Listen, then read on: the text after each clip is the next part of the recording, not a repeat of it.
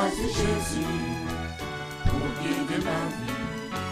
Mon bien-aimé Jésus, il est à moi, je suis à lui. Je choisis Jésus pour guider ma vie. Mon bien-aimé Jésus, il est à moi, je suis à lui. Je choisis Jésus pour guider ma vie. Mon bien-aimé Jésus, il est à moi, je suis à lui. Voilà, gloire à Dieu. Nous continuons notre étude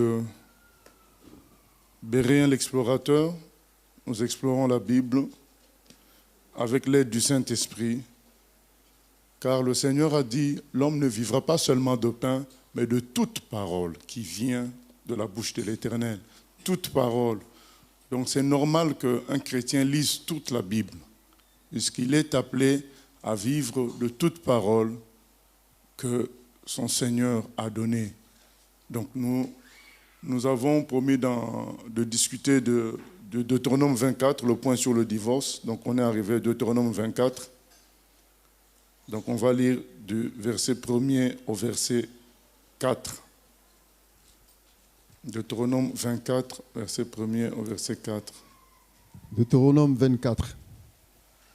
Lorsqu'un homme aura pris et épousé une femme qui viendrait à ne pas trouver grâce à ses yeux, parce qu'il a découvert en elle quelque chose de honteux, il écrira pour elle une lettre de divorce et, après la lui avoir remise en main, il la renverra de sa maison. Elle sortira de chez lui, s'en ira et pourra devenir la femme d'un autre homme.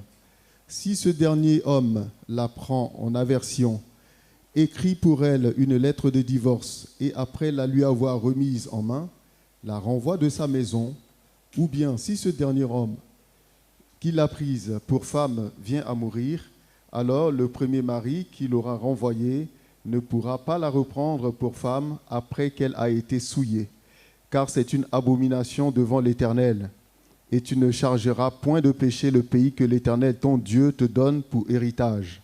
Voilà, donc là, il est dit, lorsqu'un homme aura pris et épousé une femme qui viendra ne pas trouver grâce à ses yeux, parce qu'il a découvert en elle quelque chose de honteux, il écrira pour elle une lettre de divorce. Maintenant, nous allons tout de suite aller dans le Nouveau Testament où le Seigneur en parle. Dans Matthieu 19, il dit que c'était pas la volonté expresse de Dieu, mais c'est parce que le cœur des hommes était dur. Donc nous lisons Matthieu 19 à partir du verset 1er, mais jusqu'au verset 10, on peut aller jusqu'au verset 10. Matthieu 19. Lorsque Jésus eut achevé ses discours, il quitta la Galilée et alla dans le territoire de la Judée, au-delà du Jourdain. Une grande foule le suivit, et là il guérit les malades. Les pharisiens l'abordèrent et dirent, pour l'éprouver, « Est-il permis à un homme de répudier sa femme pour un motif quelconque ?» Il répondit, « N'avez-vous pas lu que le Créateur au commencement fit l'homme et la femme, et qu'il dit, « C'est pourquoi l'homme quittera son père et sa mère et s'attachera à sa femme, et les deux deviendront une seule chair. Ainsi, ils ne sont plus deux, mais ils sont une seule chair. Que l'homme donc ne sépare pas ce que Dieu a joint. Pourquoi donc, lui dirent-ils, Moïse a-t-il prescrit de donner à la femme une lettre de divorce et de la répudier? Il leur répondit, c'est à cause de la dureté de leur cœur que Moïse vous a permis de répudier vos femmes. Au commencement, il n'en était pas ainsi. Mais je vous dis que celui qui répudie sa femme, sauf pour infidélité, et qui en épouse une autre, commet un adultère. Ses disciples lui dirent, si telle est la condition de l'homme à l'égard de la femme, il n'est pas avantageux de se marier. Voilà. Donc Jésus explique ce passage qu'on vient de lire dans Deutéronome. Il dit que Moïse a autorisé ça parce que les hommes avaient un cœur dur. Donc il explique bien les choses. Donc la Bible explique la Bible. Donc à l'origine, Dieu n'a jamais voulu de divorce ni de séparation. Il n'a jamais voulu cela. C'est la volonté parfaite de Dieu. Elle est exprimée dans Genèse 2, 24. Mais à cause du cœur dur de l'homme, et on l'avait dit précédemment dans d'autres passages bibliques, quand on avait étudié d'autres passages bibliques, c'est que le Seigneur, quand sa volonté parfaite n'est pas acceptée, il fait avec ce que l'homme peut présenter de bon. Et c'est surtout quand on avait parlé de l'histoire du roi. Le Seigneur prévenait son peuple que quand vous prendrez un roi, même si ce n'est pas la volonté de Dieu, ce n'est pas la volonté de Dieu qu'ils aient un roi, Dieu a quand même prévu des mesures pour limiter les dégâts. Donc le Seigneur donne des mesures pour limiter les dégâts. Donc quand il a dit à Moïse de donner une lettre de divorce, c'est pour limiter les dégâts, pour que le désordre ne soit pas grand. D'ailleurs, c'est pourquoi là, il est question d'une femme qui a divorcé. Et on dit qu'elle n'a plus à retourner chez son mari, même si son deuxième mari meurt. C'est pour éviter des vies de désordre, de coupures, de recollage dans la saleté. Donc Dieu donne certaines directives afin de limiter des dégâts concernant le désordre que peut engendrer le non-respect de sa volonté. Mais ce n'est pas sa volonté parfaite. Jésus donne la volonté parfaite du Seigneur dans Genèse 2, 24, que l'homme quittera son père et sa mère, s'attachera à sa femme et deviendra une seule chair, que personne ne sait pas ce que Dieu a joint. Voilà, je ne sais pas si j'ai répondu à la question de grâce de la dernière fois. Non, la question c'est quoi maintenant?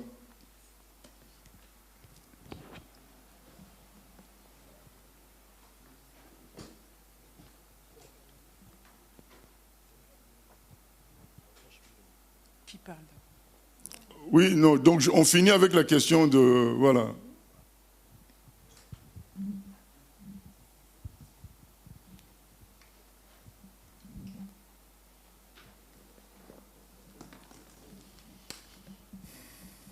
Non, je voulais juste savoir, alors, quelle est la procédure à suivre, du coup, si cette femme-là veut refaire sa vie avec une autre personne? Quelle femme? La femme qui quitte son mari. Enfin non, pas la femme qui quitte son mari, parce qu'on peut divorcer, mais c'est le mari qui demande le divorce, et la femme n'a pas spécialement demandé le divorce, mais c'est le mari qui demande à divorcer. Mais cette femme-là, elle est libre, alors? Non, il y a une autre condition qui nous est montrée dans 1 Corinthiens 7. Nous allons lire ça dans 1 Corinthiens 7. 1 Corinthiens 7.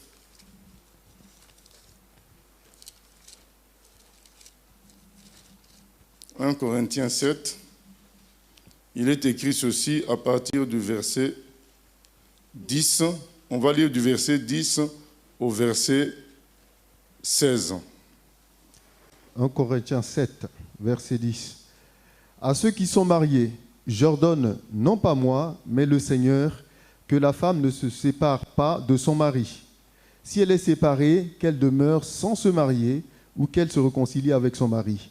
Et que le mari ne répudie point sa femme. Aux autres, ce n'est pas le Seigneur, c'est moi qui dis. Si un frère a une femme non croyante et qu'elle consente à habiter avec lui, qu'il ne la répudie point. Et si une femme a un mari non croyant et qu'il consente à habiter avec elle, qu'elle ne répudie point son mari. Car le mari non croyant est sanctifié par la femme, et la femme non croyante est sanctifiée par le mari. Autrement, vos enfants seraient impurs, tandis que maintenant ils sont saints. Si le non-croyant se sépare, qu'il se sépare. Le frère ou la sœur ne sont pas liés dans ces cas-là. Dieu nous a appelés à vivre en paix. Car sais-tu, femme, si tu sauveras ton mari? Que sais-tu, homme? Que sais-tu, mari, si tu sauveras ta femme? Voilà, donc l'apôtre Paul dit, c'est dans le cas où on est marié à un incroyant, l'incroyant ne veut pas de nous, là, pour vivre en paix, donc on se sépare, puisque on ne peut pas obliger l'incroyant à vivre la parole de Dieu. Voilà. Nous, c'est selon la parole de Dieu que nous savons qu'on ne peut pas se séparer. Mais si on est avec un incroyant, on ne peut pas lui imposer cela. Donc, il est écrit clairement, dans ce cas-là, on n'est pas lié. Effectivement, si on n'est pas lié, donc on est libre. Donc, on peut se marier, puisqu'on n'est pas lié. Mais si c'était divorcé, ils peuvent se séparer. Si elle avait une personne non croyante, J'ai pas si compris. la chrétienne avait une personne non croyante. Et le non-croyant ne veut plus. Donc la chrétienne est d'accord. libre. Voilà. Mais si tous les deux étaient chrétiens et qu'ils se séparent, ils peuvent pas en fait, chacun refaire sa vie à côté. Non, ils doivent se réconcilier. Mais s'ils n'arrivent pas. Si, on peut toujours arriver. Dieu est tout-puissant pour nous réconcilier. Oui. Ok. Oui. L'autre question, on voit dans la Bible que c'est à l'homme de faire la lettre de divorce pour répudier sa femme. Mais dans le cas, alors, parce que parfois, même au milieu de nous, il y a des femmes qui elles-mêmes prennent cette décision de partir. Donc elles ne sont pas dans la volonté de Dieu. Non, on vient de le dire, donc ils doivent se réconcilier. D'accord. Mais dans Matthieu et dans Deutéronome 24, là, on nous dit que c'est seulement s'il y a eu infidélité. Voilà, s'il y a eu infidélité. Mais maintenant, c'est dans Matthieu qu'on nous dit en cas d'infidélité. Mais dans Deutéronome, on dit quand il y a quelque chose d'honteux. On ne sait pas exactement c'est quoi quelque chose d'honteux. Voilà. Donc il y a des gens qui se sont arrêtés à l'infidélité. D'autres vont plus loin que ça. Maintenant, chacun va donner son interprétation. Moi, je pense que ce qu'on doit retenir, c'est le message du Seigneur Jésus. C'est Genèse 2,24.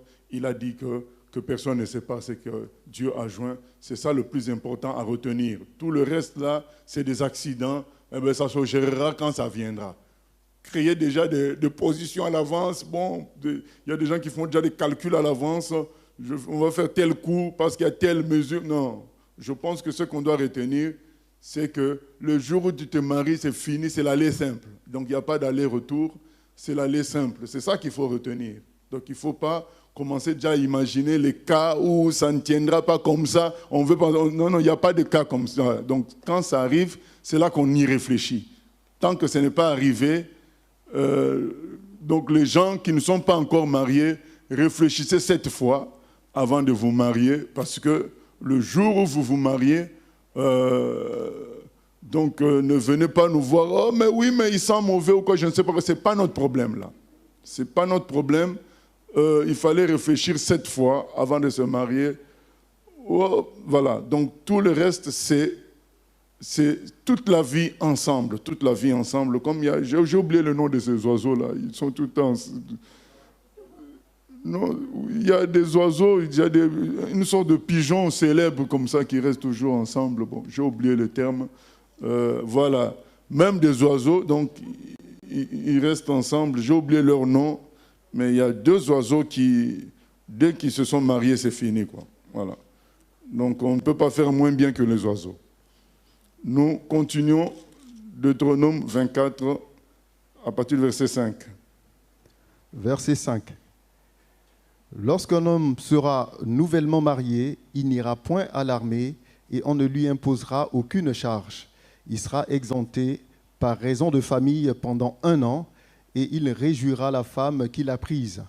On ne prendra point pour gage les 2 meules, ni la meule de dessus, car ce serait prendre pour gage la vie même. Si l'on trouve un homme qui ait dérobé l'un de ses frères, l'un des enfants d'Israël, qui en ait fait son esclave ou qui l'ait vendu, ce voleur sera puni de mort.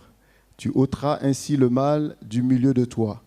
Prends garde à la plaie de la lèpre, afin de bien observer et de faire tout ce que vous enseigneront les sacrificateurs. Les Lévites, vous aurez soin d'agir d'après les ordres que je leur ai donnés. Souviens-toi de ce que l'Éternel, ton Dieu, fit à Marie pendant la route, lors de votre sortie d'Égypte. Si tu fais à ton prochain un prêt quelconque, tu n'entreras point dans sa maison pour te saisir de son gage. Tu resteras dehors, et celui à qui tu fais le prêt t'apportera le gage dehors. Si cet homme est pauvre, tu ne te coucheras point en retenant son gage. Tu le lui rendras au coucher du soleil, afin qu'il couche dans son vêtement et qu'il te bénisse. Et cela te sera imputé à justice devant l'Éternel, ton Dieu. Voilà, on va s'arrêter un peu là, donc voir combien Dieu est bon. En matière économique, il dit, bon, on peut prêter, prendre un gage, mais oui, mais respectons la personne à qui on prête, on reste dehors, on attend qu'il vienne nous amener le gage. Il dit, et en gage, tu ne dois jamais prendre les 2 meules. Donc le meule se servait à moudre le blé, et c'est le blé qui était l'aliment principal pour fabriquer le pain. Donc si tu prends les 2 meules en gage parce que tu as prêté mais à quelqu'un de l'argent, mais qu'est-ce que lui va manger chaque jour? Il dit non, on ne prend pas les 2 meules, on ne prend même pas celle du dessus, parce que si tu prends une des meules, tu ne peux plus après moudre avec la seule qui reste. Donc tu ne prends pas, on ne fait pas ce genre d'acte. Donc on voit vraiment la miséricorde et la bonté de Dieu, même en matière économique. Il songeait à ce que les gens ne soient pas maltraités, les gens ne soient pas exploités. Et au verset 5, on voit aussi sa miséricorde. Quelqu'un vient de se marier, on ne l'engage pas pour une guerre, des choses comme ça, pendant 1 année. Donc le Seigneur prend soin de nous, il connaît les faiblesses de l'homme, et il connaît aussi ce dont il a besoin, humainement parlant. Il n'est pas là pour nous imposer des choses qui nous dépassent. Ça rejoint un peu ce qui est écrit dans 1 Corinthiens 10, verset 13. Aucune tentation ne nous est survenue qui nous dépasse. Dieu donne toujours la force d'en sortir. Il connaît, là, on voit bien que, sachant ce qu'est l'homme, il prévoit des choses. Il dit, fais attention à la lèpre, puisque la lèpre est une maladie contagieuse. Souvenez-vous de ce que j'avais fait à Marie, quand elle avait attrapé la lèpre par punition. On l'avait mis à l'écart, c'est pour éviter la contagion. À l'époque, ces notions-là que nous, on sait aujourd'hui, n'étaient pas connues, les notions médicales. Elles n'étaient pas connues. C'est Dieu qui connaît tout, qui donnait ces instructions-là. C'est maintenant qu'on sait ça, et on dit bravo au Seigneur, parce que lui l'a dit depuis longtemps, avant que nous, on ait des notions scientifiques. Et on voit que Dieu prend soin physiquement de son peuple. Ce n'est pas juste des instructions pour aller adorer, prier, mais physiquement, il en prenait soin. Et donc, à combien plus forte raison, nous, aujourd'hui, il prend soin de nous. Oui? Je fais un peu le retour. C'est une question Internet qui revient un petit peu en arrière. Pasteur, est-ce que c'est uniquement l'infidélité de la femme qui doit être prise en compte pour le divorce?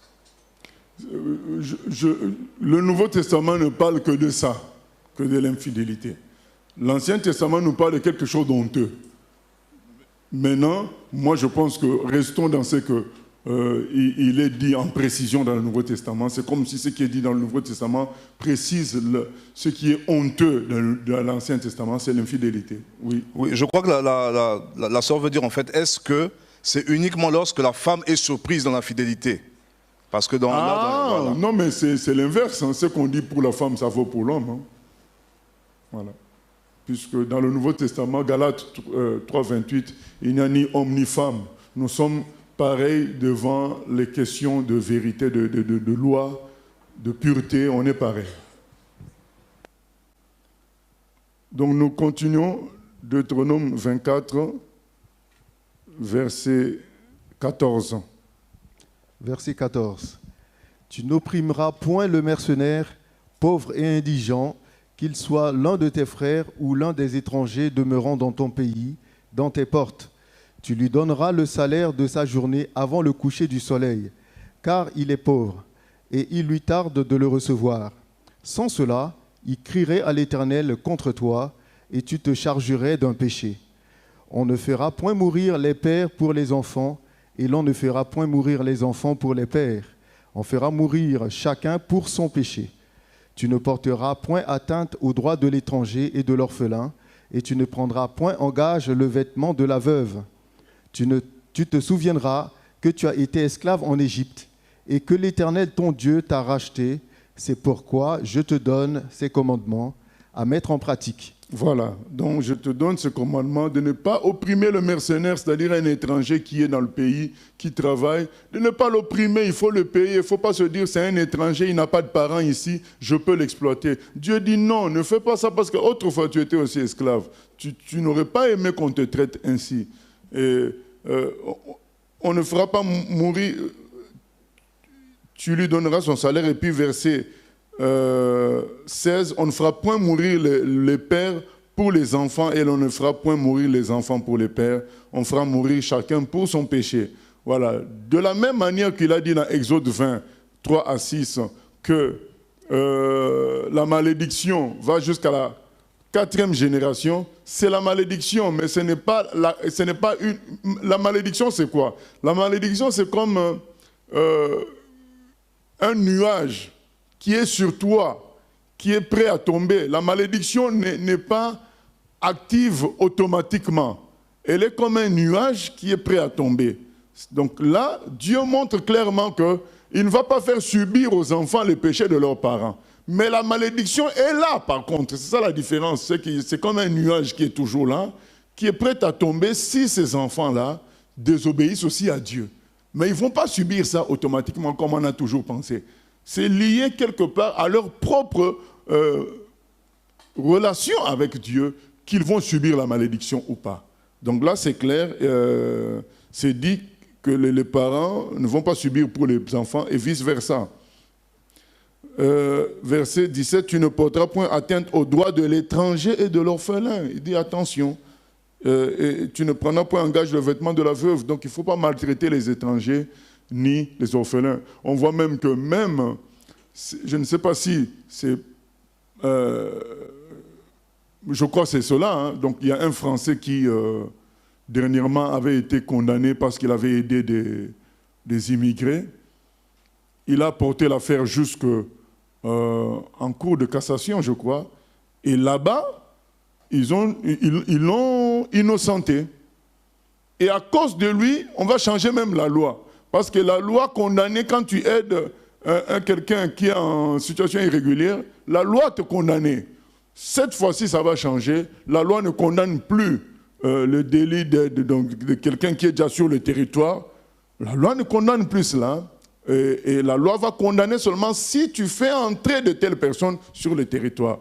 Mais tout ce qui concerne leur passage sur le territoire, l'aide que tu peux leur apporter, tu ne seras plus condamné pour cela. Donc c'est ce qu'on voit déjà ici dans la parole de Dieu. Dieu demande à ce qu'on traite bien les étrangers parce que son propre peuple a été étranger autrefois. Voilà. Et nous continuons, verset 19. Verset 19. Quand tu moissonneras ton champ et que tu auras oublié une gerbe dans le champ, tu ne retourneras point la prendre. Elle sera pour l'étranger, pour l'orphelin et pour la veuve, afin que l'Éternel, ton Dieu, te bénisse dans tout le travail de tes mains. Quand tu secoueras tes oliviers, tu ne cueilleras point ensuite les fruits restés aux branches. Ils seront pour l'étranger, pour l'orphelin et pour la veuve. Quand tu vendangeras ta vigne, tu ne cueilleras point ensuite les grappes qui y sont restées. Elles seront pour l'étranger, pour l'orphelin et pour la veuve. Tu te souviendras que tu as été esclave dans le pays d'Égypte. C'est pourquoi je te donne ces commandements à mettre en pratique. Amen, amen. Vraiment, on voit l'amour et la bonté de Dieu pour tout humain. Et ça rejoint ce qui est écrit, tu aimeras ton prochain comme toi-même. Oui, pasteur. Oui, en ce qui concerne la loi et le traitement des étrangers, que dire ou comment nous comporter devant les réalités que nous vivons, notamment dans un pays comme la France, où les étrangers ne sont pas forcément bien accueillis? Voilà. Est-ce qu'un étranger, on doit le soutenir pour qu'il reste ici ou bien pour qu'il quitte parce qu'il n'est pas accepté? Non, moi je pense que comme face à tout humain, nous devons apporter l'évangile. Nous devons apporter l'évangile à l'étranger. Et si en apportant l'évangile, nous sommes amenés à l'aider, on l'aide. Mais le but principal, c'est d'apporter l'évangile. Ce n'est pas...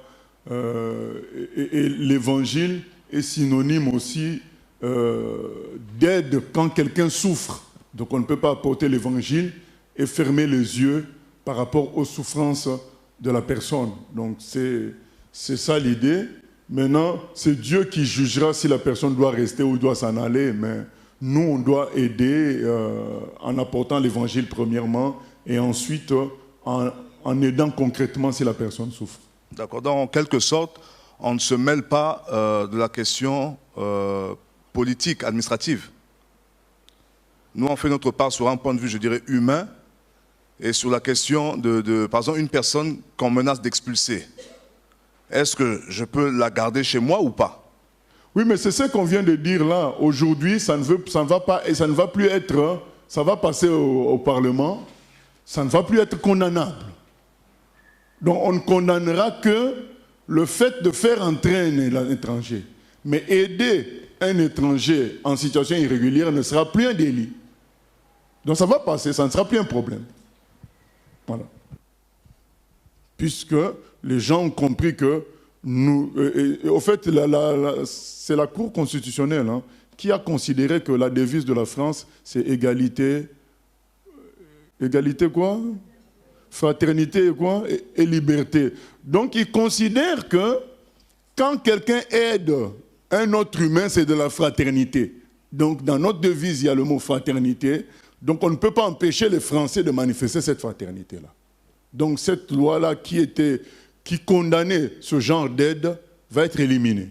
Donc dorénavant, on pourra aider sans que ce soit une infraction un étranger qui est poursuivi. Du moment qu'il est sur le sol français, on peut l'aider sur le sol français puisqu'on l'a trouvé là.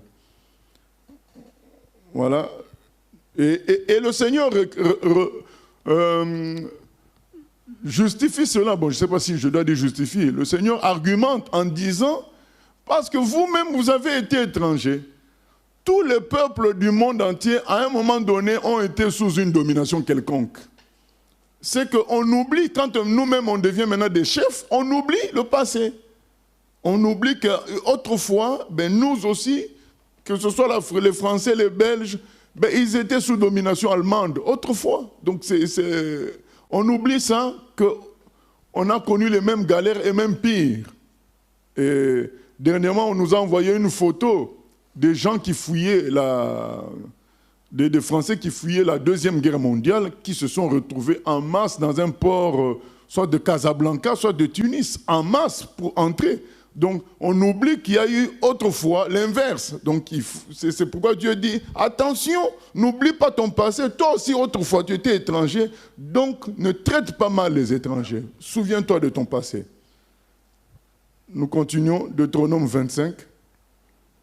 Chapitre 25. Lorsque des hommes ayant entre eux une querelle se présenteront en justice pour être jugés, on absoudra l'innocent et l'on condamnera le coupable. Si le coupable mérite d'être battu, le juge le fera étendre par terre et frapper en sa présence d'un nombre de coups proportionné à la gravité de sa faute.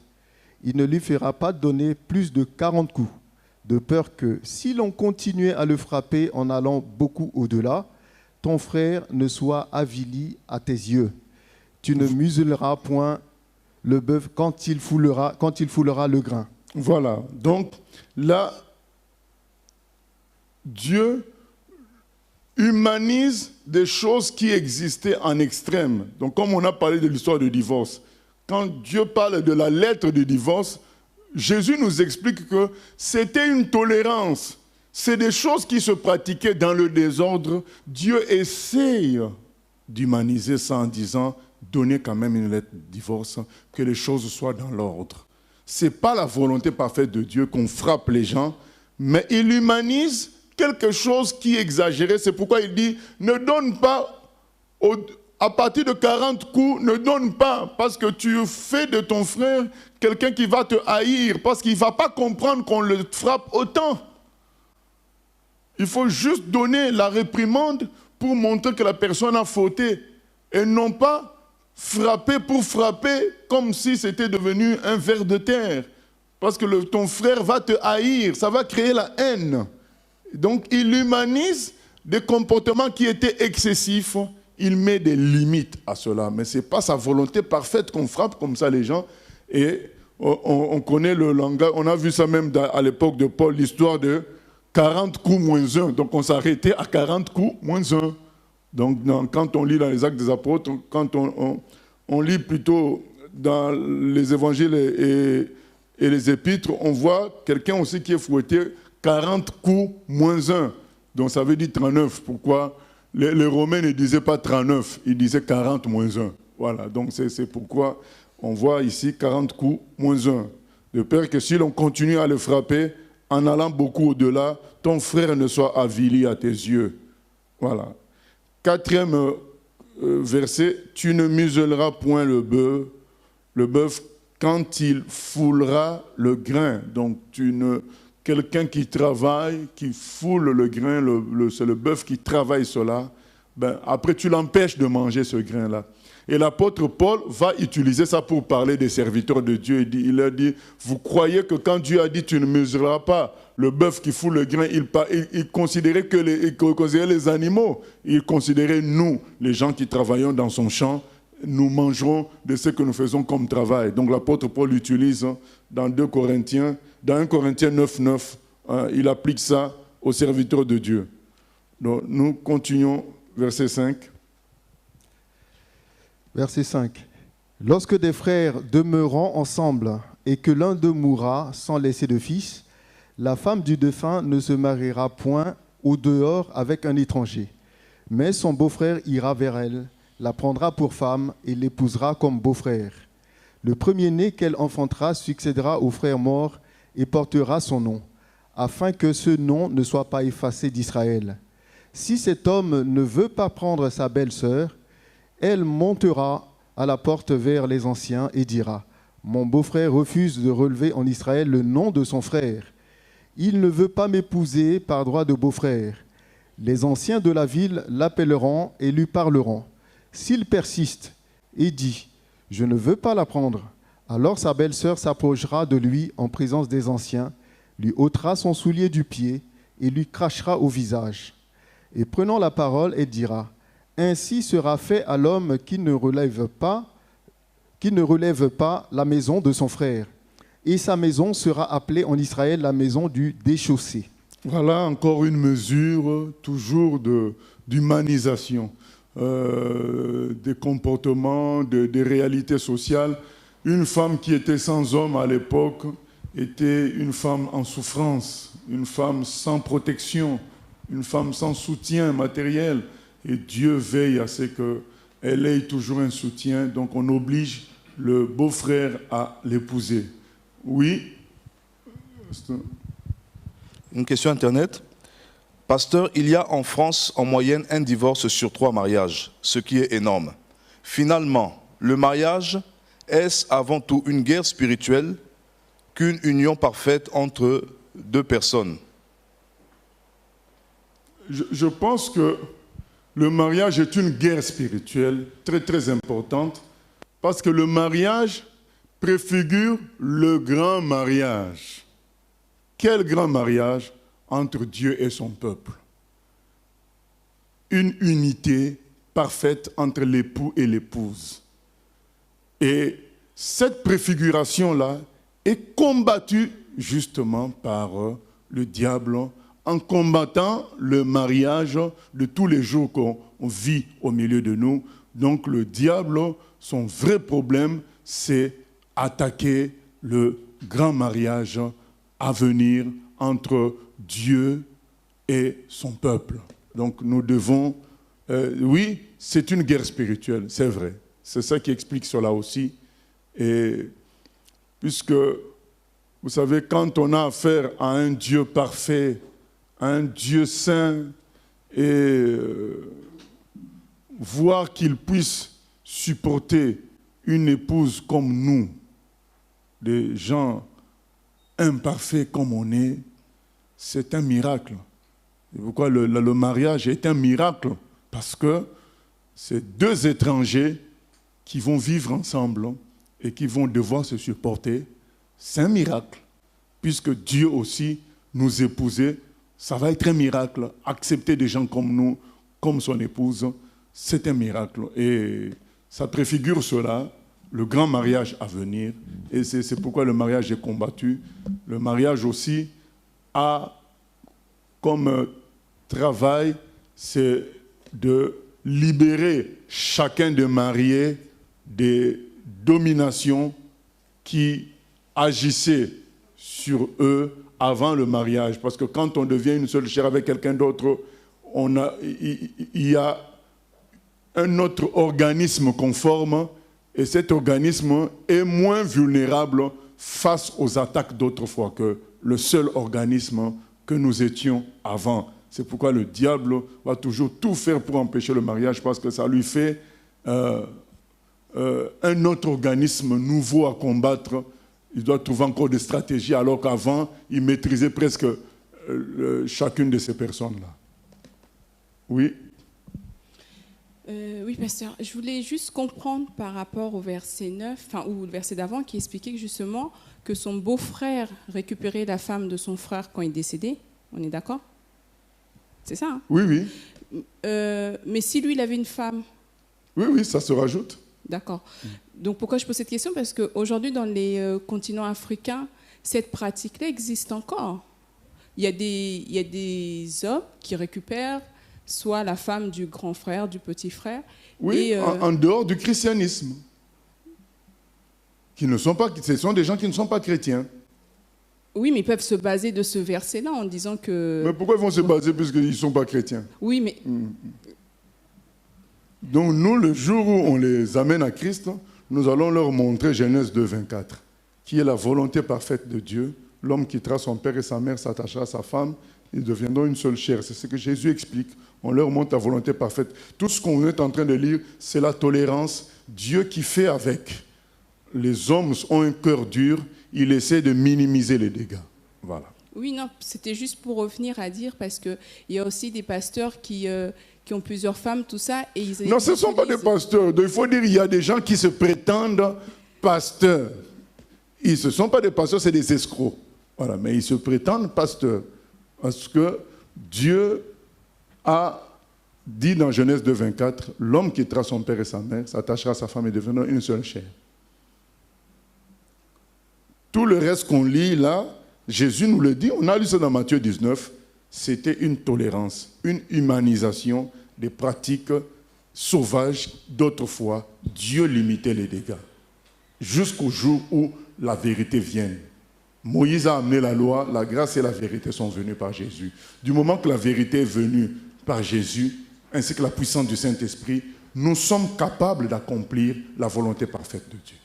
Donc, je voulais juste dire, c'est vrai qu'on est en train de lire ça, mais ce n'est pas les chrétiens d'aujourd'hui qui doivent appliquer ces commandements. Non, c'est lié à un contexte. Et Jésus nous l'explique dans Matthieu 19, que Moïse avait laissé ça parce que les gens à l'époque avaient un cœur dur. Mais Ézéchiel 36 nous prédit que Dieu allait nous donner un cœur de chair et non un cœur de pierre. Il allait nous donner un cœur nouveau. Donc, maintenant, ayant un cœur nouveau par la nouvelle naissance, nous pouvons pratiquer la volonté parfaite de Dieu. Genèse 2, 24.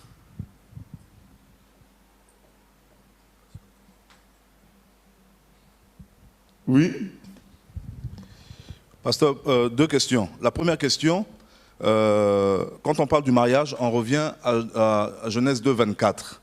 Est-ce qu'à partir de ce verset-là, certaines personnes consentent à vivre ensemble en disant nous sommes une seule chair et c'est accepté par la famille, c'est accepté par la société, sans pour autant passer devant les autorités? Est-ce que dans cette situation, on est bien dans Genèse 2, 24? Non, on n'est pas dans Genèse 2, 24. Ce n'est pas toi-même qui vas décider comme ça que tu es marié. Le mariage est un fait social. C'est la société qui t'approuve, qui te déclare marié. Donc on a vu même dans le cas qu'on vient de citer, il fallait partir chez les anciens pour juger l'affaire. Donc il y a des anciens, la société doit approuver qu'on est marié. Si la société ne l'approuve pas, mais soi-même on a décidé, on n'est pas encore marié. On est en train de mener sa vie. Donc, quand tu parles de la société, tu parles quoi, des autorités? Des autorités. D'accord. Puisque les autorités ont fixé qui est des lois sur le mariage. Deuxième question. Donc, les chrétiens peuvent alors hériter de la femme de leur frère? Je viens de répondre. Non, puisque nous, les chrétiens, on ne peut avoir qu'une seule femme. Ça, ce sont des commandements, des adaptations que le Seigneur a faites parce que l'homme allait au-delà. Donc le Seigneur limitait les dégâts en donnant ces instructions-là afin qu'il y ait un certain ordre en attendant que Jésus vienne avec la grâce, la vérité et la puissance du Saint-Esprit pour nous permettre d'accomplir la volonté parfaite de Dieu. Nous continuons. Verset 11. Lorsque des hommes se querelleront ensemble, l'un avec l'autre, si la femme de l'un s'approche pour délivrer son mari de la main de celui qui le frappe, si elle avance la main et saisit ce dernier par les parties honteuses, tu lui couperas la main, tu ne jetteras sur elle aucun regard de pitié. Tu n'auras point dans ton sac 2 sortes de poids, un gros et un petit. Tu n'auras point dans ta maison 2 sortes d'épha, un grand et un petit. Tu auras un poids exact et juste. Tu auras un épha exact et juste, afin que tes jours se prolongent dans le pays que l'Éternel, ton Dieu, te donne. Car quiconque fait ces choses, quiconque commet une iniquité, est en abomination à l'Éternel, ton Dieu. Voilà l'histoire des poids. Les gens trafiquaient toujours dans le troc, parce qu'à l'époque, c'était l'époque du troc. Tu as du blé, moi, j'ai des tissus, on fait des échanges. Mais quand on fait ces échanges-là, on doit peser. Et chacun se promenait avec les poids. Et en général, les gens avaient des poids altérés, des poids diminués pour pouvoir escroquer les autres. Dieu dit que c'est une pratique abominable. Donc faire ça, c'est très très dangereux. C'est de l'escroquerie pure et dure. Et c'est puni sévèrement. Oui. Question Internet encore sur le mariage. Bonsoir. Un couple chrétien qui divorce et se remarie avec d'autres personnes, est-il considéré comme adultère? Et dans ce cas, il n'héritera pas du royaume des cieux? Alors, quand on dit un couple chrétien, donc officiellement ils le sont toujours. Donc je crois qu'ils sont dans l'adultère. Donc il faut qu'ils arrêtent et il faut qu'ils se réconcilient. Est-ce que leur salut est remis en cause? Le salut, c'est Dieu seul qui connaît. À quel moment les personnes vont se repentir pour aller au ciel? Moi, je ne peux pas dire à l'avance concernant la vie de quelqu'un. Donc, ce que je peux dire, c'est qu'ils sont dans le péché. Maintenant, est-ce que c'est fini pour leur salut? On ne sait pas, puisqu'ils peuvent se repentir. Donc, seul Dieu sait. D'accord, mais dans leur état, si la mort les trouve dans cet état-là, je ne peux pas répondre à cela. Je dis tout simplement parce que Dieu peut faire qu'ils se repentent 5 minutes avant. Donc moi, je dis tout simplement que c'est un péché. Et qu'ils se mettent en position de rater l'enlèvement. Ils peuvent rater l'enlèvement. Si le Seigneur revenait, ils vont rater l'enlèvement. Mais qu'ils ne vont pas aller au ciel, ça Dieu seul le sait. Il connaît seul l'avenir de chacun. Bonjour pasteur, par exemple en Afrique pour prendre en mariage une femme, tu dois passer par le mariage coutumier. Est-ce encore important de se présenter à la mairie pour officialiser l'union? Bien sûr, parce que le mariage coutumier ne va pas inscrire ton nom sur la carte d'identité comme quand tu es marié. C'est une histoire coutumière.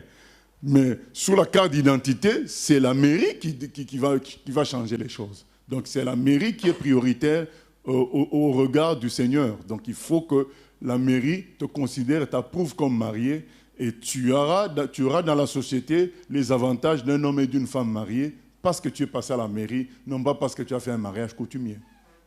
Dernière question. Tout à l'heure, nous parlions des étrangers. Mais est-ce une mauvaise chose, les églises, communautarisme, congolaises, chinoises, portugaises ou autres? Oui, c'est une mauvaise chose parce que dans l'Apocalypse, Dieu veut que les églises soient... Dans l'Apocalypse, on voit que Dieu a amené les sauvés de toutes les nations. Et donc, quand on se dénomme Église avec une nationalité, on restreint l'action de Dieu dans l'espace où nous habitons. Or, le Seigneur dit, allez faites de toutes les nations des disciples. Il dit aussi dans Psaume 2, demandez-moi les nations, je vous les donnerai en héritage. Donc la volonté de Dieu, c'est toutes les nations toujours, ce n'est pas une seule nation. Maintenant, si on se retrouve dans un pays, il est normal que dans ce pays-là, en majorité, ce soit les gens de ce pays-là. Mais si on est dans un pays et qu'on amène une dénomination d'un pays étranger, ce n'est pas bon. Deutéronome, chapitre 25-17. Verset 17. Souviens-toi de ce que te fit Amalek pendant la route, lors de votre sortie d'Égypte. Comment il te rencontra dans le chemin et, sans aucune crainte de Dieu, tomba sur toi par derrière, sur tous ceux qui se traînaient les derniers, pendant que tu étais là et épuisé toi-même.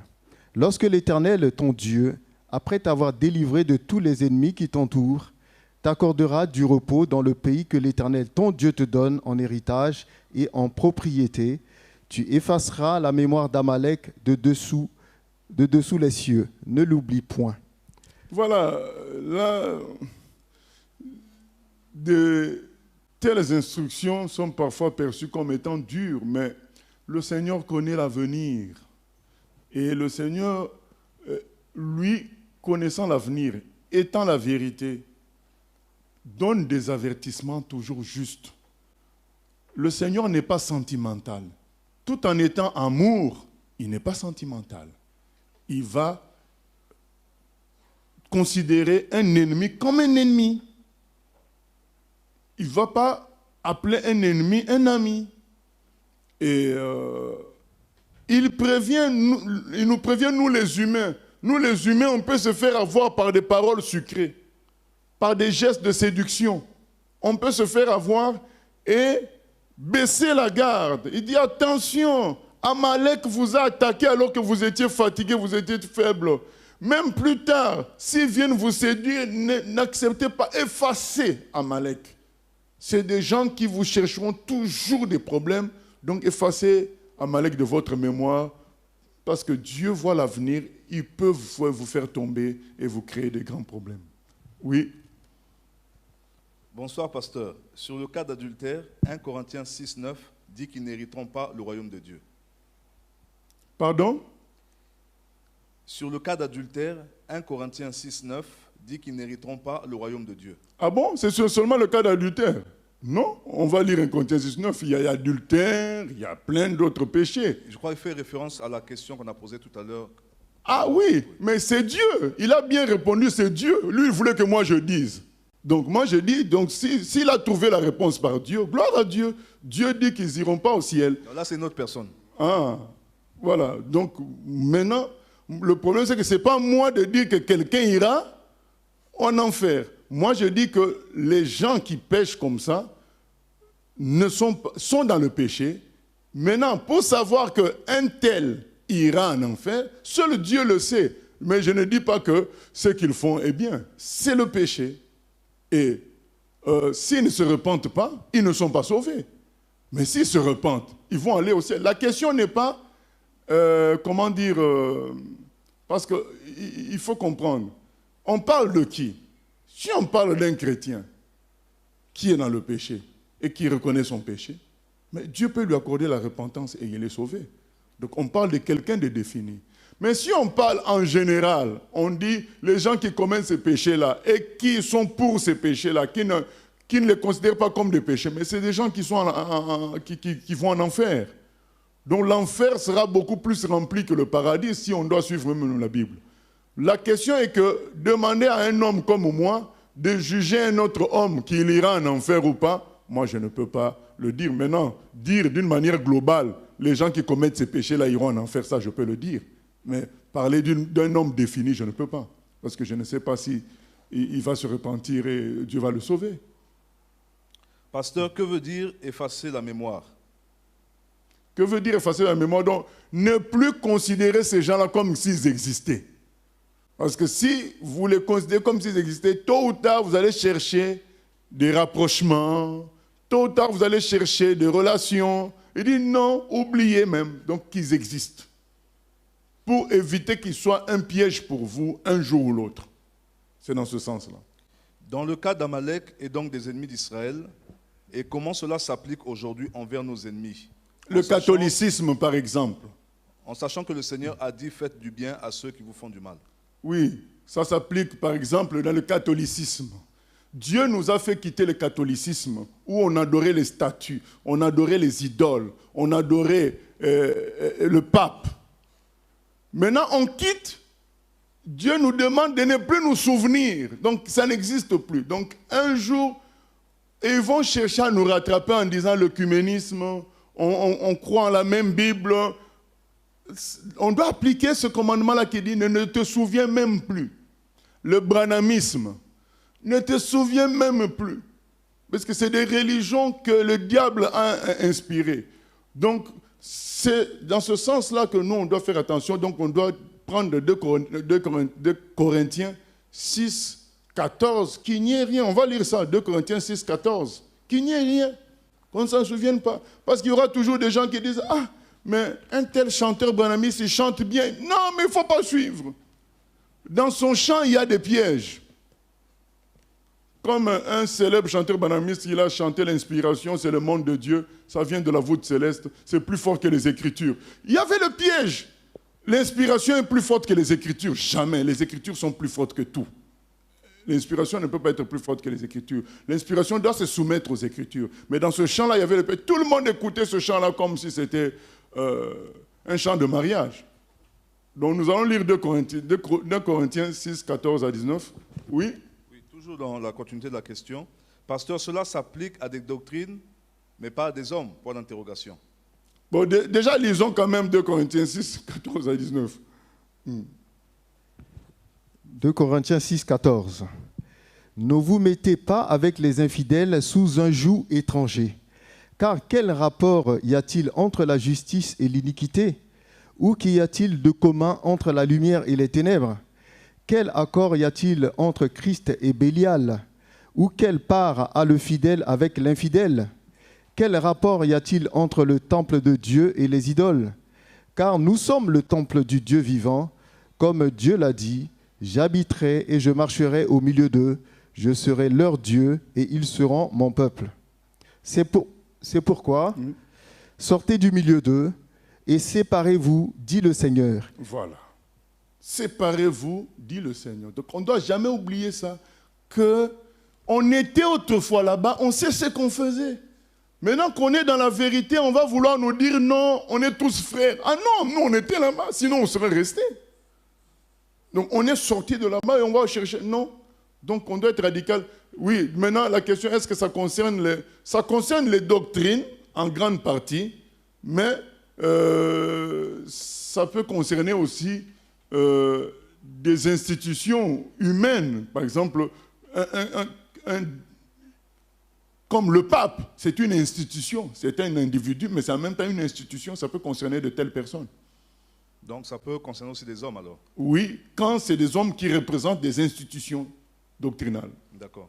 Oui. Pasteur, est-ce que c'est ce qu'on appelle anathème, comme Paul a dit qu'il soit déclaré comme anathème? Anathème, ça veut dire maudit. Donc c'est ça, donc oublie-le de ta mémoire. C'est la même chose à peu près. D'accord. Voilà. Une autre question internet, pasteur. Donc si je comprends bien, pasteur, en ce qui concerne le mariage, si on s'en tient à l'histoire de Jacob, on voit bien que sa vraie femme était Léa, l'aînée, et non Rachel, vu qu'elle était la première à s'unir à lui. Pardon. Dieu a accepté les 2 femmes. Ce n'est pas moi qui vais polémiquer là-dessus. Donc moi, je sais que Dieu a accepté les 2 femmes. Donc dans l'Ancien Testament, Dieu accepte tout ça. Il dit même que tu prends la femme de ton frère qui meurt. Donc ce n'est pas moi qui veux dire qui est la vraie. Donc Dieu les accepte tous à l'époque. C'est aujourd'hui que Dieu n'accepte plus cela. Voilà. Puisque nous avons l'Esprit Saint capable de nous aider à faire la volonté parfaite du Seigneur. Donc nous continuons. Chapitre 26. Lorsque tu seras entré dans le pays que l'Éternel, ton Dieu, te donne pour héritage, lorsque tu le posséderas et y seras établi, tu prendras des prémices de tous les fruits que tu retireras du sol dans le pays que l'Éternel, ton Dieu, te donne. Tu les mettras dans une corbeille et tu iras au lieu que choisira l'Éternel, ton Dieu, pour y faire résider son nom. tu te présenteras au sacrificateur alors en fonction, et tu lui diras, je déclare aujourd'hui à l'Éternel, ton Dieu, que je suis entré dans le pays que l'Éternel a juré à nos pères de nous donner. Le sacrificateur recevra la corbeille de ta main et la déposera devant l'autel de l'Éternel, ton Dieu. Tu prendras encore la parole et tu diras devant l'Éternel, ton Dieu, mon père était un Araméen nomade. Il descendit en Égypte avec peu de gens et il y fixa son séjour. Là, il devint une nation grande, puissante et nombreuse. Les Égyptiens nous maltraitèrent et nous opprimèrent, et ils nous soumirent à une dure servitude. Nous criâmes à l'Éternel, le Dieu de nos pères. L'Éternel entendit notre voix, et il vit notre oppression, nos peines et nos misères. Et l'Éternel nous fit sortir d'Égypte à main forte et à bras étendus, avec des prodiges de terreur, avec des signes et des miracles. Il nous a conduits dans ce lieu, et il nous a donné ce pays où coule le lait et le miel. Maintenant, voici, j'apporte les prémices des fruits du sol que tu m'as donnés, ô Éternel. Tu les déposeras devant l'Éternel, ton Dieu, et tu adoreras l'Éternel, ton Dieu. Puis tu te réjouiras avec le Lévite et avec l'étranger qui sera au milieu de toi, pour tous les biens que l'Éternel, ton Dieu, t'a donnés, à toi et à ta maison. Lorsque tu auras achevé de lever toute la dîme de tes produits, la 3e année, l'année de la dîme, tu la donneras aux Lévites, à l'étranger, à l'orphelin et à la veuve. Et ils mangeront et se rassasieront dans tes portes. Tu diras devant l'Éternel, ton Dieu, j'ai ôté de ma maison ce qui est consacré, et je l'ai donné aux Lévites, à l'étranger, à l'orphelin et à la veuve, selon tous les ordres que tu m'as prescrits. Je n'ai transgressé ni oublié aucun de tes commandements. Je n'ai rien mangé de ces choses pendant mon deuil. Je n'en ai rien fait disparaître pour un usage impur. Et je n'en ai rien donné à l'occasion de mort. J'ai obéi à la voix de l'Éternel, mon Dieu. J'ai agi selon tous les ordres que tu m'as prescrits. Regarde de ta demeure sainte des cieux et bénis ton peuple d'Israël et le pays que tu nous as donné, comme tu l'avais juré à nos pères, ce pays où coule le lait et le miel. Aujourd'hui, l'Éternel, ton Dieu, te commande de mettre en pratique ces lois et ces ordonnances. Tu les observeras et tu les mettras en pratique de tout ton cœur et de toute ton âme. Aujourd'hui, tu as fait promettre à l'Éternel qu'il sera ton Dieu, afin que tu marches dans ses voies, que tu observes ses lois, ses commandements et ses ordonnances, et que tu obéisses à sa voix. Et aujourd'hui, l'Éternel t'a fait promettre que tu seras un peuple qui lui appartiendra, comme il te l'a dit, et que tu observeras tous ses commandements, afin qu'il te donne sur toutes les nations qu'il a créées la supériorité en gloire, en renom et en magnificence, et afin que tu sois un peuple saint pour l'Éternel ton Dieu, comme il te l'a dit. Voilà une loi, la loi des prémices, la loi sur les premiers produits. Donc quand on a les premiers produits, on apporte ça à Dieu. Voilà ce que Dieu dit, et qu'on se souvienne d'où nous venons. Avant d'avoir ce qu'on a, on n'avait rien du tout. C'est Dieu qui a permis, qui nous a protégés, qui nous a donné la vie, qui a permis les circonstances pour qu'on ait ce qu'on a. Et dit, donc d'abord, il faut penser à lui apporter les prémices de tous ces produits. Et ensuite, penser aussi aux Lévites, donc aux serviteurs de Dieu, aux orphelins et à la veuve. Donc on voit comment Dieu pense à tout le monde. Il pense à tout le monde. Les Lévites n'avaient pas de travail comme tout le monde, donc ils vivaient de Dieu lui-même. Alors c'était aux autres de penser aux Lévites. Ça nous rappelle ce qui est dit dans Galates 6:6, que celui qui est enseigné partage ses biens avec celui qui enseigne. Donc c'est la même logique. Et c'est la même logique que l'on voit dans le Nouveau Testament quand on dit « tu aimeras ton prochain comme toi-même ».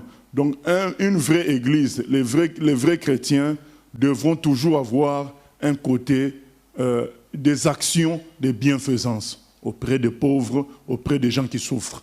Parce que là, on dit donc il faudra mettre la dîme tous les 3 ans pour le Lévite, pour l'orphelin et la veuve. Donc une vraie église, des vrais chrétiens devront toujours avoir un service en faveur des veuves, en faveur des gens qui ont des besoins naturels que la société ne leur donne pas. C'est l'amour de Dieu qui se manifeste ainsi. Dieu est invisible, mais c'est les chrétiens qui doivent manifester son amour. Donc le Saint-Esprit conduira chaque groupe de chrétiens à avoir de telles actions de bienfaisance. Il manifeste ainsi l'amour de Dieu envers les gens qui sont défavorisés. Donc c'est très important. Il dit, ce sont des lois importantes à observer.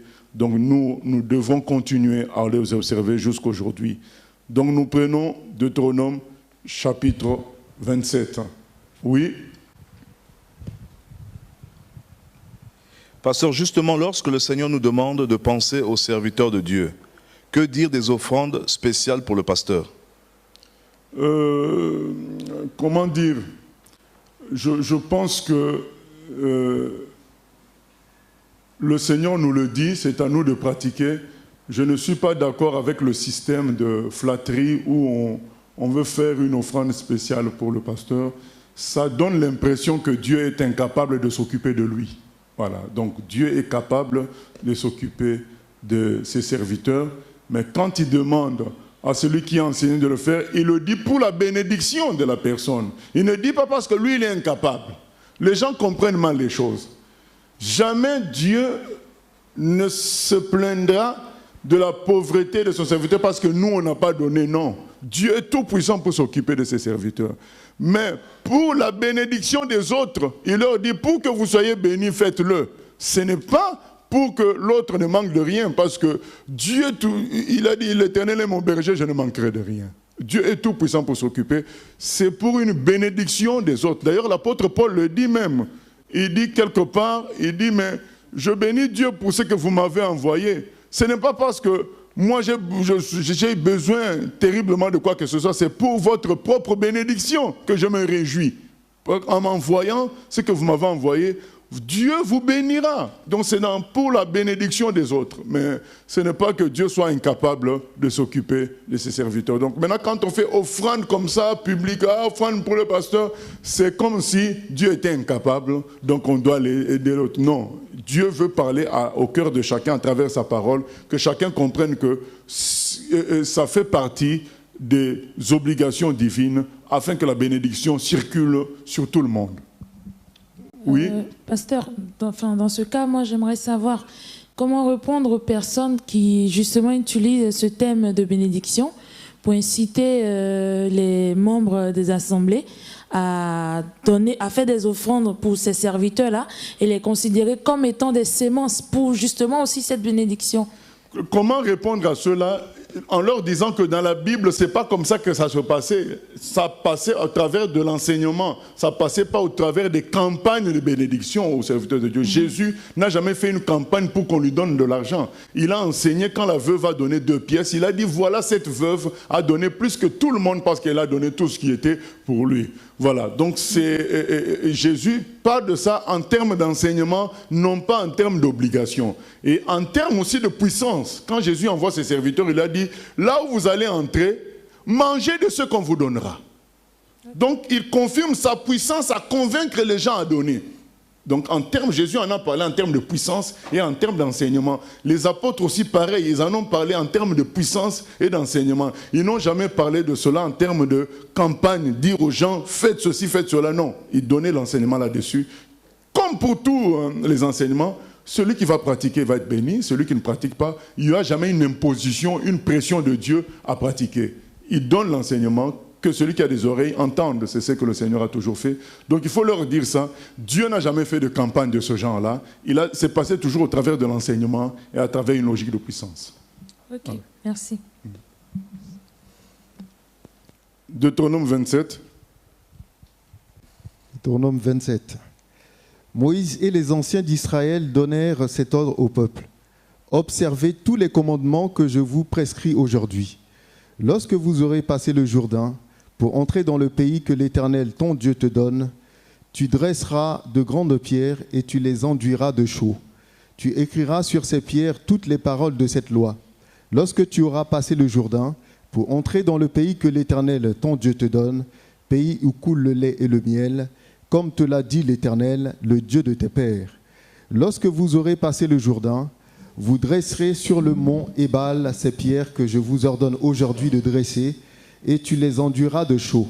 Là, tu bâtiras un autel à l'Éternel, ton Dieu, un autel de pierres sur lesquelles tu ne porteras point le fer. Tu bâtiras en pierre brute l'autel de l'Éternel, ton Dieu. Tu offriras sur cet autel des holocaustes à l'Éternel, ton Dieu.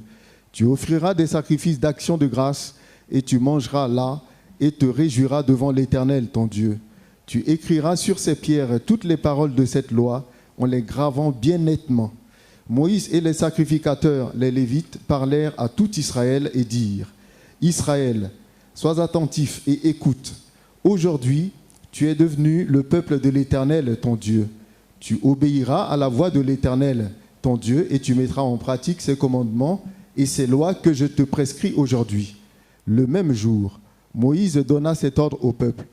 Lorsque vous aurez passé le Jourdain, Siméon, Lévi, Juda, Issachar, Joseph et Benjamin se tiendront sur le mont Garizim pour bénir le peuple. Et Ruben, Gad, Azer, Zabulon, Dan et Nephtali se tiendront sur le mont Ébal pour prononcer la malédiction. Et les Lévites prendront la parole et diront d'une voix haute à tout Israël : Maudit soit l'homme qui fait une image taillée ou une image en métal fondu, abomination de l'Éternel, œuvre des mains d'un artisan, et qui la place dans un lieu secret. Et tout le peuple répondra et dira Amen. Maudit soit celui qui méprise son père et sa mère. Et tout le peuple dira Amen. Maudit soit celui qui déplace les bornes de son prochain. Et tout le peuple dira Amen. Maudit soit celui qui fait égarer un aveugle dans le chemin. Et tout le peuple dira Amen. Maudit soit celui qui porte atteinte aux droits de l'étranger, de l'orphelin et de la veuve. Et tout le peuple dira Amen. Maudit soit celui qui couche avec la femme de son père, car il soulève la couverture de son père. Et tout le peuple dira Amen. Maudit soit celui qui couche avec une bête quelconque. Et tout le peuple dira Amen. Maudit soit celui qui couche avec sa sœur, fille de son père ou fille de sa mère. Et tout le peuple dira Amen. Maudit soit celui qui couche avec sa belle-mère. Et tout le peuple dira Amen. Maudit soit celui qui frappe son prochain en secret. Et tout le peuple dira Amen. Maudit soit celui qui reçoit un présent pour répandre le sang de l'innocent. Et tout le peuple dira Amen. Maudit soit celui qui n'accomplit point les paroles de cette loi et qui ne les met point en pratique. Et tout le peuple dira Amen. Amen. Voilà, donc ils sont proches d'entrer en terre promise. Vous savez, comme quand on prépare le bac, on prépare les examens, on fait des fiches, on fait des petits résumés. C'est ce que Moïse est en train de leur faire là. Donc c'est des fiches, des résumés de la pensée divine, de la loi divine. C'est dans ce Deutéronome 27, on a un résumé de ce qu'il ne faut pas faire, hein, de choses qui peuvent arriver dans la vie de tous les jours. Il y a le résumé, afin que le peuple soit béni, que le peuple ne soit pas maudit. Dieu est conscient que si on ne respecte pas sa parole, ça finira mal. Comme un père aimant, comme un créateur aimant, il veille à ce que son peuple respecte. Donc il leur fait maintenant des fiches. Vous allez entrer, voilà un résumé de ce qu'il ne faut pas faire. Et à la fin, il y a le résumé des résumés, verset 26. Maudit soit celui qui n'accomplit point les paroles de cette loi. Donc le résumé des résumés, c'est-à-dire veillez à lire toute la loi toujours, parce que c'est ça qui va vous maintenir hors, loin de la malédiction. Voilà ce que le Seigneur fait. Vraiment, c'est important de ne pas mépriser la parole de Dieu, de ne pas mépriser la loi de Dieu. Elle est salutaire, ça me rappelle quand Josias, le roi, ils ont découvert la loi, les écritures qui étaient cachées quelque part dans le temple. Quand ils ont découvert ça, ils ont lu, il a déchiré ses vêtements parce qu'il s'est rendu compte que tout ce que il faisait, il pratiquait, était contraire aux Écritures. Pourtant, à leur époque, il y avait des prophètes, il y avait des sacrificateurs, et il y avait aussi il y avait le roi. Mais ces trois personnes ointes étaient elles-mêmes aussi en dehors de la vérité. Donc c'est les Écritures qui ont restauré la vérité du temps de Josias, au point qu'il a déchiré ses vêtements, tellement il était frappé de la contradiction qu'il y avait entre leurs pratiques et les Écritures. Et il a dit, c'est pourquoi tous les malheurs nous sont arrivés. Et lui-même, il a compris, il a dit, les malheurs nous sont arrivés à cause de cela. Vraiment, le Seigneur insiste, restons sur sa parole, soyons simples. Ne pensons pas être plus intelligents plus que Dieu lui-même. Nous l'avons trouvé dans l'univers. Respectons l'ordre d'arrivée. C'est Dieu qui est arrivé avant nous. On l'a trouvé. Ce n'est pas nous qui allons le changer. Les Écritures nous donnent ces conseils-là. Obéissons et nous verrons la bénédiction. Donc là, c'était les malédictions. Maintenant, nous allons lire Deutéronome 28, conditions de la bénédiction. Deutéronome 28. Si tu obéis à la voix de l'Éternel, ton Dieu, en observant et en mettant en pratique tous ces commandements que je te prescris aujourd'hui, l'Éternel, ton Dieu, te donnera la supériorité sur toutes les nations de la terre. Voici toutes les bénédictions qui se répandront sur toi et qui seront ton partage lorsque tu obéiras à la voix de l'Éternel ton Dieu. Tu seras béni dans la ville et tu seras béni dans les champs. Le fruit de tes entrailles, le fruit de ton sol, le fruit de tes troupeaux, les portées de ton gros et de ton menu bétail, toutes ces choses seront bénies. Ta corbeille et ta huche seront bénies. Tu seras béni à ton arrivée et tu seras béni à ton départ. L'Éternel te donnera la victoire sur tes ennemis qui s'élèveront contre toi. Ils sortiront contre toi par un seul chemin et ils s'enfuiront devant toi par 7 chemins. L'Éternel ordonnera à la bénédiction d'être avec toi dans tes greniers et dans toutes tes entreprises. Il te bénira dans le pays que l'Éternel, ton Dieu, te donne. Tu seras pour l'Éternel un peuple saint, comme il te l'a juré, lorsque tu observeras les commandements de l'Éternel, ton Dieu, et que tu marcheras dans ses voies. Tous les peuples verront que tu es appelé du nom de l'Éternel et ils te craindront. L'Éternel te comblera de biens en multipliant le fruit de tes entrailles, le fruit de tes troupeaux et le fruit de ton sol, dans le pays que l'Éternel a juré à tes pères de te donner. L'Éternel t'ouvrira son bon trésor, le ciel, pour envoyer à ton pays la pluie en son temps et pour bénir tout le travail de tes mains. Tu prêteras à beaucoup de nations et tu n'emprunteras point. L'Éternel fera de toi la tête et non la queue. Tu seras toujours en haut et tu ne seras jamais en bas. Lorsque tu obéiras aux commandements de l'Éternel, ton Dieu, que je te prescris aujourd'hui, lorsque tu les observeras et les mettras en pratique, et que tu ne te détourneras ni à droite ni à gauche de tous les commandements que je vous donne aujourd'hui, pour aller après d'autres dieux et pour les servir. Voilà les bénédictions en grande quantité, mais la condition est là. Si tu obéis à la voix de l'Éternel, ton Dieu, en observant et en mettant en pratique tous ces commandements que je te prescris aujourd'hui, voilà la condition. Il y a des gens qui disent, nous ne serons pas les derniers, nous serons les premiers, mais oui, mais est-ce que tu obéis à la voix de l'Éternel? Oui. Question Internet. Le pasteur Moshe dit que Dieu humanisait toutes ses lois par amour pour amoindrir les sanctions. Pour amoindrir les dégâts. D'accord. Mais alors, comment savoir et distinguer quand nous devons nous penser que Dieu humanise ou alors qu'il faut appliquer à la lettre? Comment savoir? C'est par les écrits du Nouveau Testament qui complètent ce qui n'est pas dit clairement. Donc, j'ai donné un exemple avec l'histoire du divorce. Le Seigneur a complété dans Matthieu 19, il a dit, si Moïse avait autorisé, c'était pas une préconisation du Seigneur, mais c'était une humanisation du Seigneur parce que vos cœurs étaient durs. Vous faisiez déjà des choses pires, alors Dieu a limité le dégât par Moïse en vous demandant de faire quand même une lettre de divorce, de ne pas rejeter la femme comme ça, comme si c'était de la poubelle, mais de faire une lettre de divorce. Donc il y a des précisions. Le Nouveau Testament précise ce genre de choses. À partir de ça, nous pouvons savoir que là, c'est de l'humanisation de Dieu parce que nous connaissons la volonté. En fait, par le Nouveau Testament, nous connaissons la volonté parfaite de Dieu. C'est écrit dans Jean 1, 17. Moïse a amené la loi. Jésus a apporté la grâce et la vérité. Donc toute la vérité sur Dieu, c'est Jésus qui l'apporte. De sorte que maintenant que nous savons qui est Dieu vraiment, nous pouvons maintenant bien peser les lois de l'Ancien Testament, comprendre là, il a dit, parce que c'était dans tel contexte, il a dit, donc on peut bien analyser parce que nous connaissons maintenant Dieu. Par son Fils, nous le connaissons clairement, nous connaissons ses intentions, nous connaissons sa lumière, nous connaissons son amour, nous connaissons sa droiture. Et à partir de ça, quand nous lisons maintenant l'Ancien Testament, nous pouvons comprendre qu'est-ce qu'il voulait réellement. Bientôt, nous parlerons par exemple du sabbat. On va en parler un dimanche. C'est Jésus qui nous éclaire sur le sabbat, alors que dans l'Ancien Testament, ça reste comme une loi. Et il y a une confusion entre sabbat et seth, ce qui n'a rien à voir. Le sabbat, ça vient d'un mot plutôt qui veut dire repos, qui ne veut pas dire seth.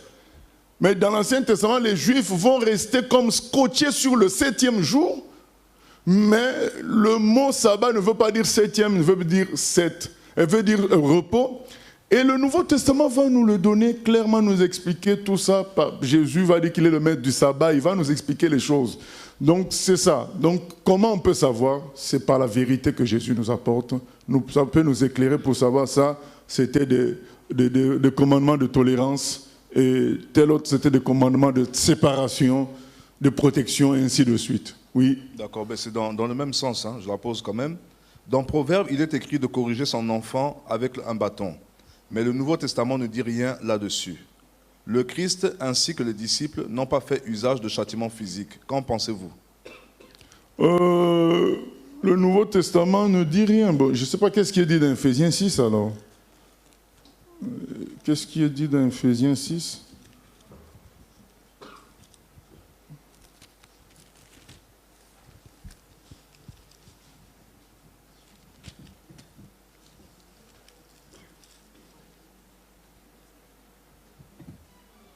Bon, on dit enfants obéissez, on parle plus aux enfants, on ne donne pas de règles aux parents sur la violence, mais on ne dit pas non plus que c'est mauvais. On ne dit pas non plus que c'est mauvais. Moi, je pense que chacun suive le Seigneur tel qu'il est conduit, mais l'enfant doit être corrigé. Donc la parole de Dieu est la vérité. Donc maintenant, ce qu'on venait de dire sur le divorce n'est pas une raison pour penser que la loi, le Seigneur Jésus a dit que le ciel et la terre passeront, pas un seul i de la loi ne passera. Donc c'est la loi de Dieu. Nous devons la comprendre selon la logique du Nouveau Testament, mais ça n'efface pas la loi de Dieu. Donc je ne pense pas que ça soit mauvais de corriger physiquement un enfant, pour autant que ce n'est pas fait dans une logique de colère. Mais si ça fait dans une logique que l'enfant comprenne ce qui est mauvais et ce qui est bon, moi je ne vois pas de mal là-dessus. Je crois que c'est que le Nouveau Testament nous reprocherait si nous le faisons parce que nous sommes dépités, nous sommes en colère, c'est ça qui n'est pas bon. Mais si c'est pour l'intérêt de l'enfant, c'est une bonne chose et sans dépasser non plus, sans que ça devienne quelque chose qui avilisse l'enfant, comme on a vu par rapport au coup de fouet, les 40-1 là, quelque chose qui va créer la haine. Non, voilà, c'est quelque chose qui permet à l'enfant de savoir ce qui est mauvais et ce qui est bon. Voilà, donc, nous clôturons avec cette partie-là, parce que je vois les jeunes frères et sœurs avec qui nous sommes en retraite, là, hyper fatigués dans le jeûne. Donc, on va clôturer là et comprenons, on va détailler, parler de bénédiction le mardi prochain, mais nous sommes heureux de voir la liste de bénédictions que Dieu prévoit. La prière que nous allons faire, c'est dire Seigneur, aide-moi à aimer ta parole et à obéir à ta parole. Je veux être dans la bénédiction, quoi. Prions le Seigneur. Ô Éternel des armées, nous te bénissons, Seigneur, pour ta parole qui nous éclaire, qui nous aide à faire ta volonté.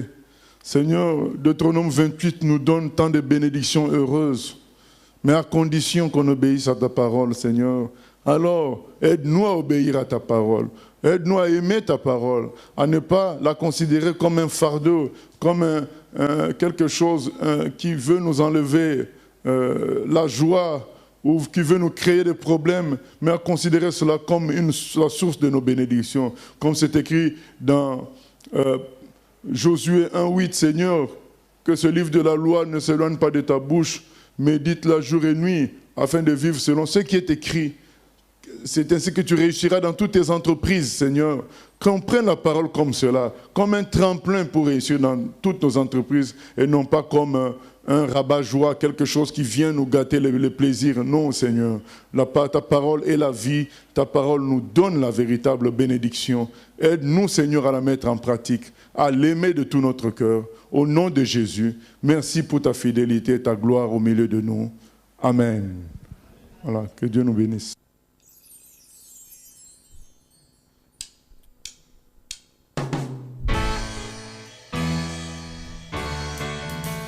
J'ai choisi Jésus pour guider ma vie. Mon bien-aimé Jésus, il est à moi, je suis à lui.